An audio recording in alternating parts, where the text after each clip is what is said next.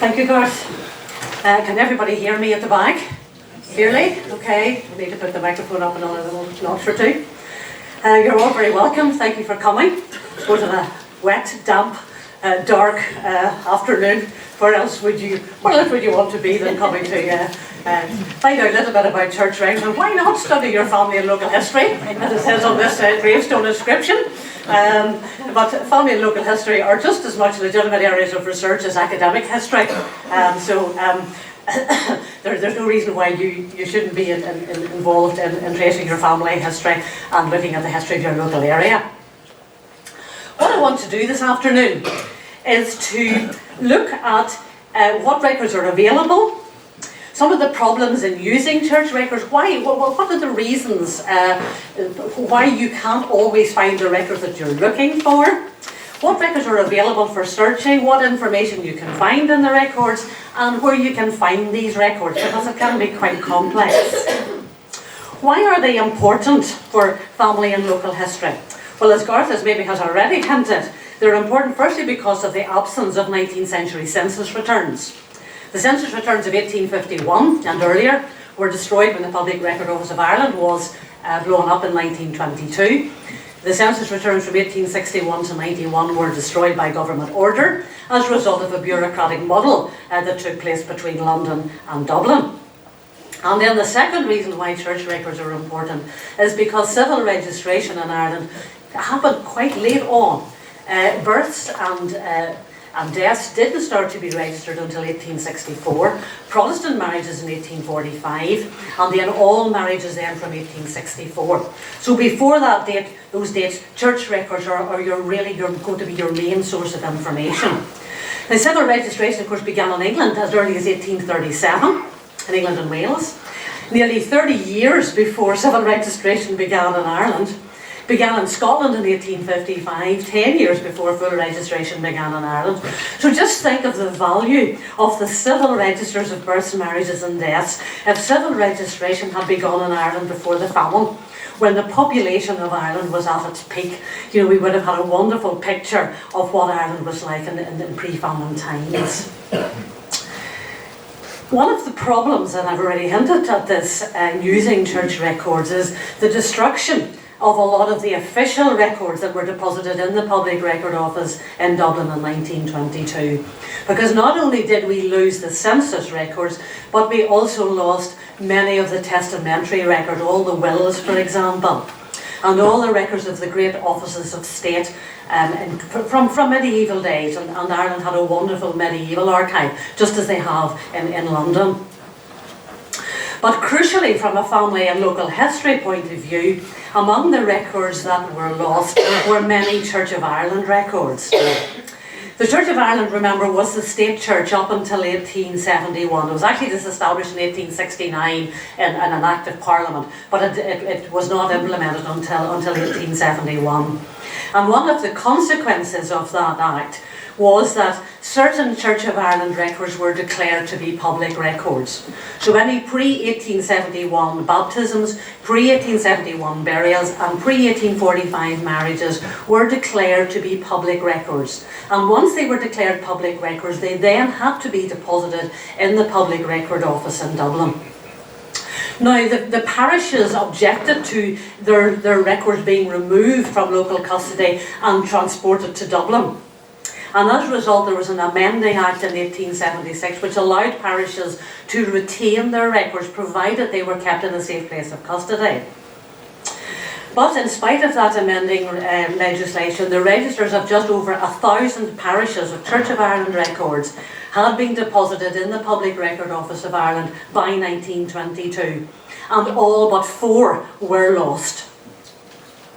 And that meant that there were 637 parishes whose records still remained intact. Sometimes there will be copies and extracts made from some of these Church of Ireland records, these public records. But if you want to see at a very quick glance at the extent of the destruction, if you look at the guide to church records, which is available on the PRONI website, you will see indicated which Church of Ireland parishes lost their records in the Public Record Office of Dublin in 1922. So this massive loss of records explains why there are large gaps in the surviving Church of Ireland records, and why very often you find that the earliest Church of Ireland records will not begin, in the case of baptisms and burials, until 1871, and in the case of marriages they don't begin until 1845. Now, the loss of those records was, that in itself was disastrous, but it was even more disastrous in Ireland. And this was due to the prevailing conditions in Ireland, the peculiar conditions prevailing in Ireland, especially the imposition of the penal laws and the exclusive right claimed by the Church of Ireland to administer baptisms and marriages and burials, and to conduct them according to the rites of the Church of Ireland. And this affected both the Roman Catholic population and the Presbyterian population, some of whom either conformed to the established church or had their baptisms, marriages and burials performed by a Church of Ireland minister.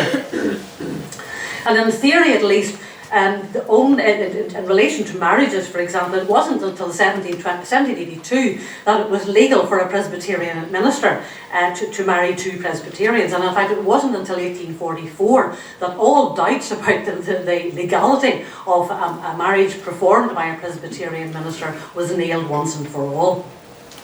Church of Ireland graveyards are often the burial place for the whole community. You'll find, for example, many Presbyterian churches do not have their own graveyard.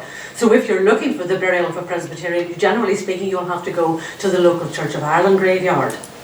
So you can see immediately how the Church of Ireland records assume a much greater importance in Ireland than you would otherwise expect to find. Now, there were actually copies of registers that were supposed to be deposited with the diocesan registry. But unfortunately, those copies were also sent to the Public Record Office in Dublin, and they too were lost. And they're known sometimes as bishops' transcripts, but unfortunately we don't have those either. At least there's a few fragments have survived, but very little. So family history research is very challenging, but as one person put it to me a number of years ago, it's actually more interesting, because you get to use a lot more different types of records than would otherwise be the case. Whereas, if you're doing your family history and looking at the history of a local area, one of the first sources you'll go to are the census records, for example. But you have to bear in mind that records were imperfectly kept anyway. Record keeping was often lax. Ministers were often lax in keeping their registers. And you also have to bear in mind that less than a third of the 1,643 Church of Ireland registers that were reported on in 1871 commenced before the 19th century. So you need to look at the loss of the Church of Ireland records in some sort of perspective. There was really no state legislation requiring registers to be kept. The earliest evidence that we have of Church of Ireland registers having to be kept is a canon of 1634. In relation to Roman Catholic records, there was a canon in 1614 and again in 1670 that ordered the keeping of registers. There were various attempts to regularise record keeping in the late 18th and early 19th centuries within the Church of Ireland by encouraging the use of printed registers, and I will be showing you an example of one of these printed registers in a moment or two. And the whole idea was to introduce a measure of uniformity in what was actually recorded, rather than just leaving it up to the whim of the minister as to what he recorded. It was as late as 1819 that we find any evidence, for example, of ministers in the Presbyterian Church being required to keep a register of baptisms and marriages. So, although the records of churches other than the Church of Ireland were never subject to any public control, their survival is not necessarily any better because of the peculiar conditions prevailing in Ireland. And then added to that, you simply got negligence over the years. Records were lost through fire, flood, just maybe thrown out, for example, as well. So I think it's fair to say that many church records have survived simply by chance than anything else. I want to maybe highlight some of the problems that you will encounter when you're using church records. And one of the first things you have to be aware of is different parish boundaries. Both the Church of Ireland and the Roman Catholic Church are organised on a parish basis. The Church of Ireland parishes are largely coincidental with the civil parish and have the same name. For example, the civil parish of Achadurg is coincidental with the Church of Ireland parish of Achadurg. Sometimes you will get more than one Church of Ireland parish within a civil parish, and sometimes there were new Church of Ireland parishes carved out of existing parishes. Roman Catholic parishes, on the other hand, do not generally correspond with the civil parish and are generally made up of parts of different sections of a civil parish. And also Roman Catholic parishes will often be called by different names.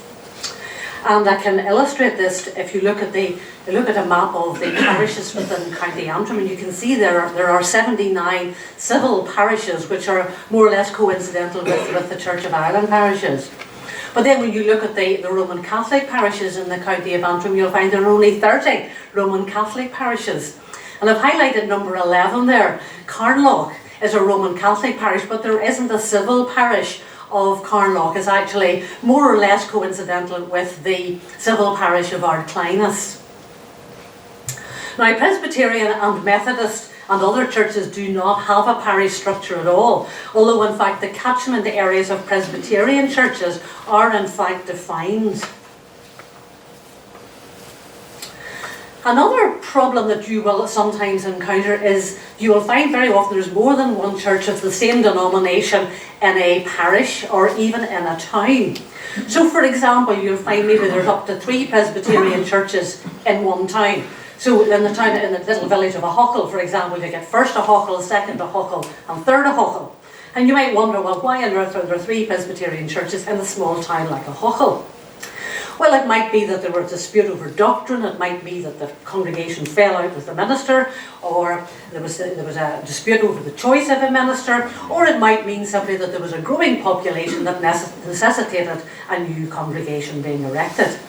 However, many of these